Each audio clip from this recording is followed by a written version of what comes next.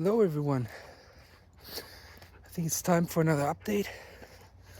I'm actually overdue with that update since I have now completed my 6-hour qualifying swim. As you know, I was in San Diego, more specifically in La Jolla, at the end of April, and this was really my last chance to get the 6-hour qualifying swim in for the English Channel crossing, which is now coming up very soon. My swim window was going to be June 3rd till June 11th, and yeah, I'm basically on the home stretch now. Before I talk about San Diego, I'm just going to give you a little update on my progress. So my swimming feels good. I swam over, just this year alone, until now I swam over 500 kilometers. I feel really solid in the water. I did lots of 5 and 6 hour back-to-back swims on Saturday and Sunday. So all of this feels really good. I'm not fast by any means, so it feels more like a jogging pace. But it's comfortable, and I can swim and think and feel really good while swimming. So here's Roscoe, just a sec.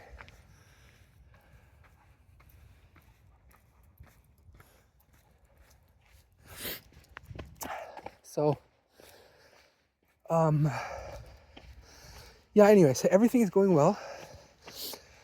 I'm gonna get another few weekends in where I try to get some bigger swims in. I'm also going to try to get into the lakes here as soon as possible, but it's still very cold. The water is very cold still. I started cold plunging, so I got a little cold plunging tub where I spent time in during the last 10 days. So I've started that. That goes really well as well. So everything is going quite well. So I do have also, you can hear I'm already out of breath walking on the trails. So I gained about 20 kilos over the last 6 months. So I really put on some weight. I'm about almost 100 kilos now, 98 kilos, which makes running, jogging on the trails quite hard, but that's what it is. That's what I have to do. So how was San Diego? Really beautiful. So it's just such a great place. And La Jolla specifically, it was just the swimmer's paradise. It's really beautiful ocean, beautiful architecture, landscape, people were super nice. The swim camp was organized by Dan Simonelli, who's also a member, or is also in the Marathon Swimming Hall of Fame for his contributions to marathon swimming.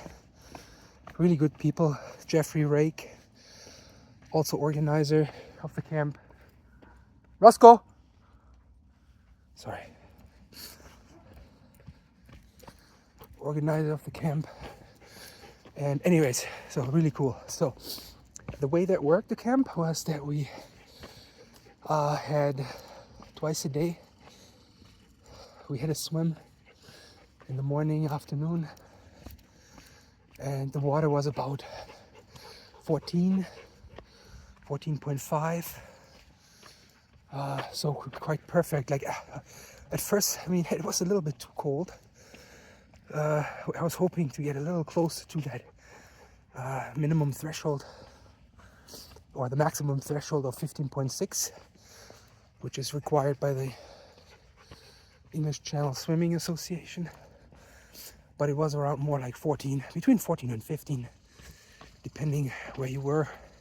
There's some cold spots and so on.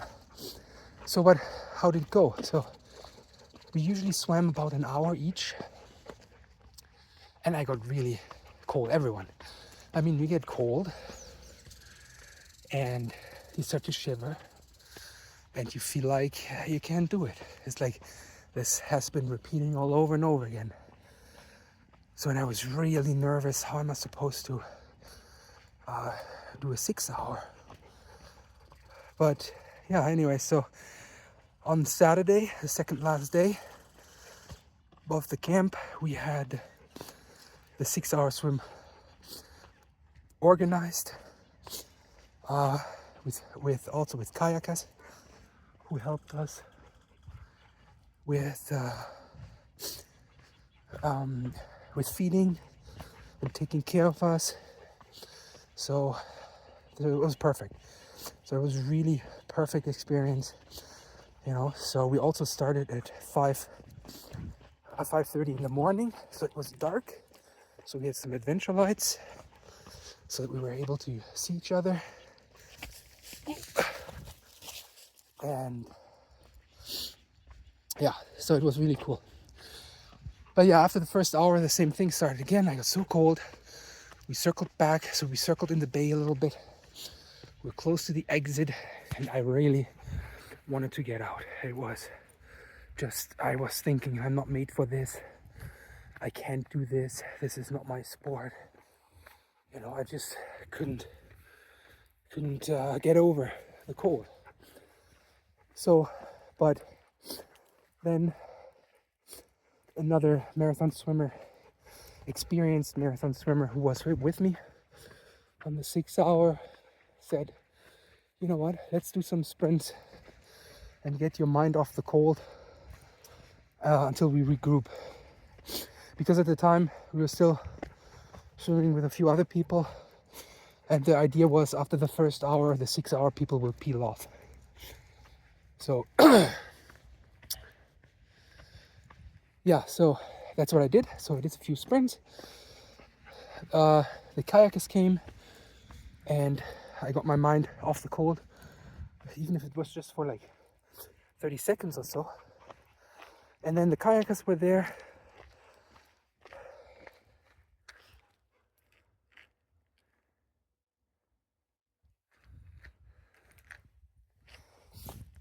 So the kayakers were there, and I thought, well, I'm shivering, but whatever, I was just gonna give it a try. So let's follow the kayaker. So I started following my kayaker, and Roscoe.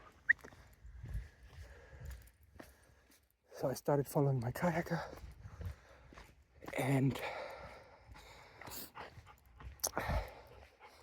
it was still cold, but for some reason it just became a little better. I mean, not better really, but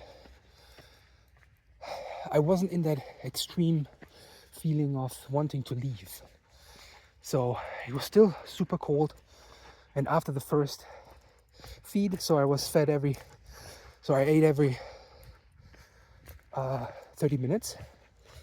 So, and after the first feed, I'm like, oh, maybe I can do it. I'm not sure yet. It's still way too early and I'm still cold, you know, but let's go 30 minute by 30 minutes, so feed by feed, and see how it goes. Yeah, and that's what I did. And somehow I found myself in a rhythm that worked well.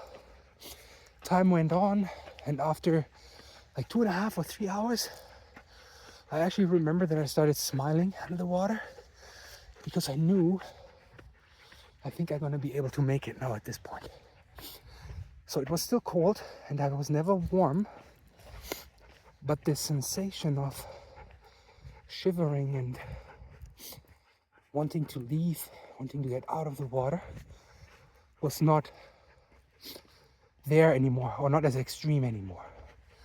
So this is what I noticed, is that while you do still feel cold during this, and it's not gonna get warm. These alarm signals, what the brain sends you to exit and leave, this has gone away. This is a really cool experience to make. That despite the fact I was ready to leave after about an hour, I pushed through this, and my body somehow got used to it. And I made the 6 hour. So this was really cool. Super happy. You can't even imagine what a big burden that was for me, and what a big I've been thinking about this for a year when I failed in Dover the 6 hour, that I'm not sure how this is possible. I still need this to get done. And then finally I was actually able to do it. I mean, it felt so amazing. And also knowing that, or experiencing firsthand, that it will not get warm.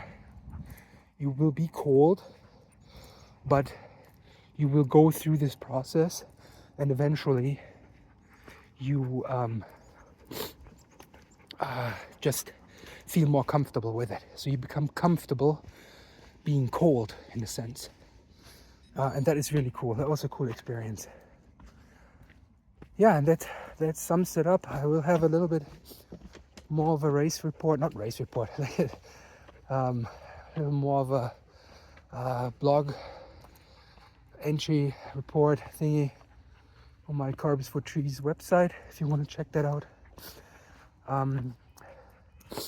If you're interested in supporting my fundraiser for planting trees, you can also find that on my website.